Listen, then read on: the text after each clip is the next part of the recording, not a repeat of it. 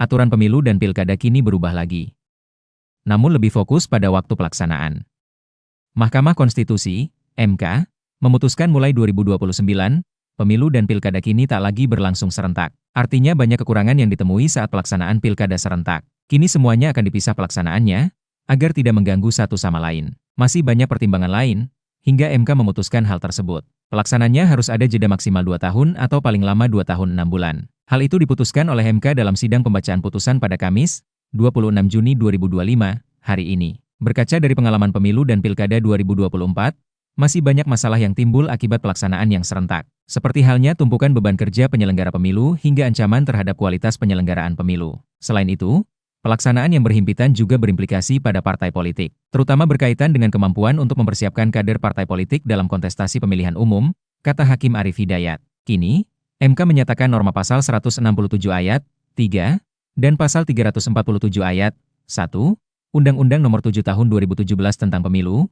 serta pasal 3 ayat 1 Undang-Undang Nomor 8 Tahun 2015 tentang Pilkada, bertentangan dengan Undang-Undang Dasar Negara Republik Indonesia tahun 1945 dan tidak mempunyai kekuatan hukum mengikat, sepanjang tidak dimaknai bahwa pemungutan suara dilaksanakan secara serentak untuk memilih anggota Dewan Perwakilan Rakyat, anggota Dewan Perwakilan Daerah, Presiden dan Wakil Presiden, dan beberapa waktu setelahnya dilaksanakan pemungutan suara secara serentak untuk memilih anggota Dewan Perwakilan Rakyat Daerah Provinsi, Kabupaten, Kota, serta Gubernur, Wakil Gubernur, Bupati, Wakil Bupati, dan Wali Kota, Wakil Wali Kota. Dengan pemaknaan tersebut, MK menegaskan pelaksanaan pemilu dan pilkada secara serentak tidak bisa lagi dilakukan dalam satu waktu bersamaan. Norma-norma lain terkait model penyelenggaraan pemilu ke depan pun harus disesuaikan dengan makna tersebut. Dari sisi pemilih, MK mempertimbangkan bahwa waktu penyelenggaraan pemilihan umum anggota DPR, anggota DPD, Presiden, Wakil Presiden, dan anggota DPRD yang berdekatan dengan waktu penyelenggaraan pemilihan kepala daerah, juga berpotensi membuat pemilih jenuh dengan agenda pemilihan umum. Bahkan,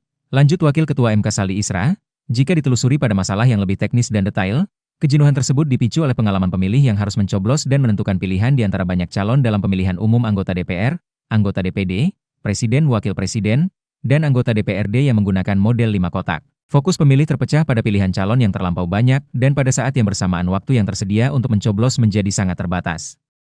Kondisi ini, disadari atau tidak, bermuara pada menurunnya kualitas pelaksanaan kedaulatan rakyat dalam pemilihan umum, ujar Saldi. Seperti diketahui pada pemilu dan pilkada sebelumnya dilakukan serentak. Soal pemilu, pemilihan umum, diatur dalam Undang-Undang Republik Indonesia Nomor 7 Tahun 2017 tentang Pemilihan Umum, penyelenggaraan pemilihan umum baik Presiden, Wakil Presiden, anggota Dewan Perwakilan Rakyat, DPR, Dewan Perwakilan Daerah, DPD, dan Dewan Perwakilan Rakyat Daerah, DPRD, dilakukan secara serentak. Hal ini merupakan tindak lanjut putusan Mahkamah Konstitusi, MK, Nomor 14 Tahun 2013 untuk memperkuat sistem presidensial. Pada 2024 lalu, pilkada juga dilakukan serentak di mana pemilihan kepala daerah baik gubernur maupun wali kota dan bupati bersamaan waktunya. Pilkada serentak 2024 lalu dilangsungkan serentak di 37 provinsi, 415 kabupaten, dan 93 kota.